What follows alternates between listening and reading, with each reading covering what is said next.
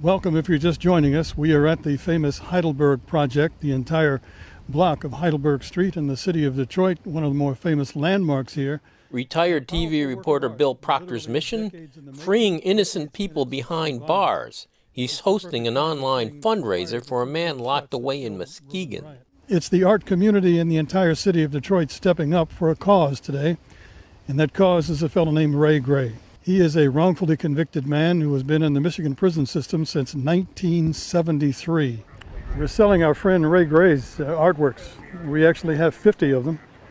We're working really hard to find $15,000. The money to cover legal costs for a new hearing. Supporters of Ray Gray, now 68, say they've got evidence that would clear him of a murder 47 years ago. Obviously, some of Ray's work is still with him in prison, but his wife is lucky enough to have 70, maybe 80 pieces, and we've chosen a few, and we're making them available.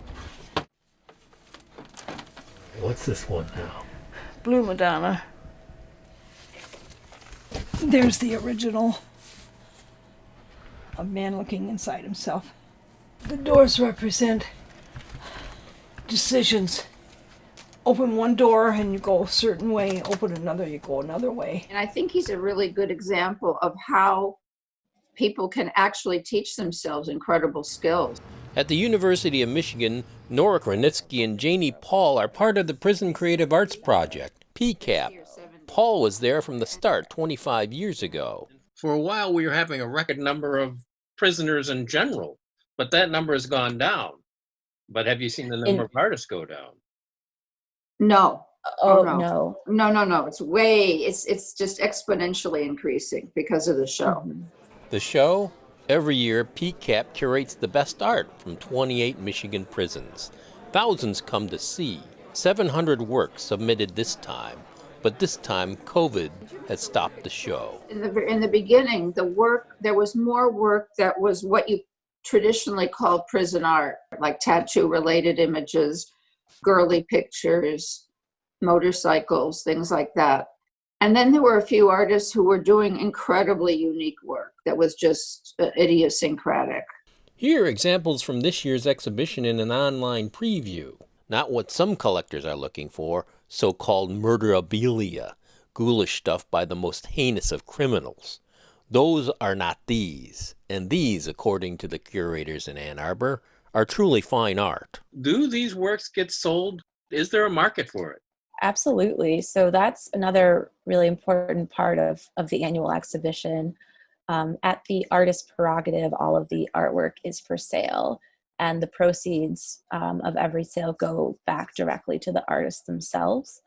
I think that last year, the cumulatively PCAP sold over $25,000 worth of art. I think the total was closer to $27,000. This is the one I was telling you about.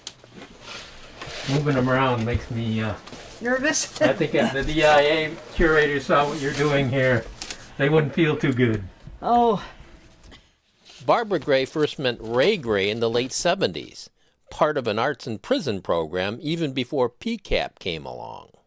I had very little talent, but I did have the ability to teach somewhat. They eventually married. Hello, Ray. They talk every day. You're still negative? I got a thing back today. It was negative. Fortunately, we don't have capital punishment in Michigan, because he'd be dead. But right now, he's in Muskegon Correctional Facility that it's almost like a death sentence because it's a hot spot of the prison system. It seems like more people with COVID-19 than without.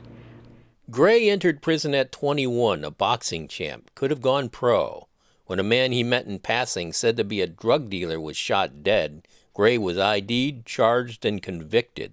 To this day, Gray says he's innocent. So you were painting before you went to prison? Yeah. I was intending to go to high school at that time.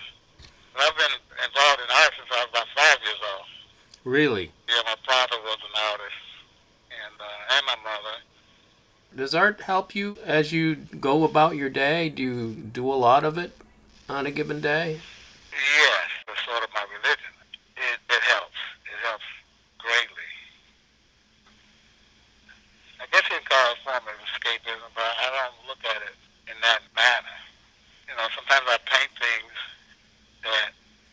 don't even fully understand myself.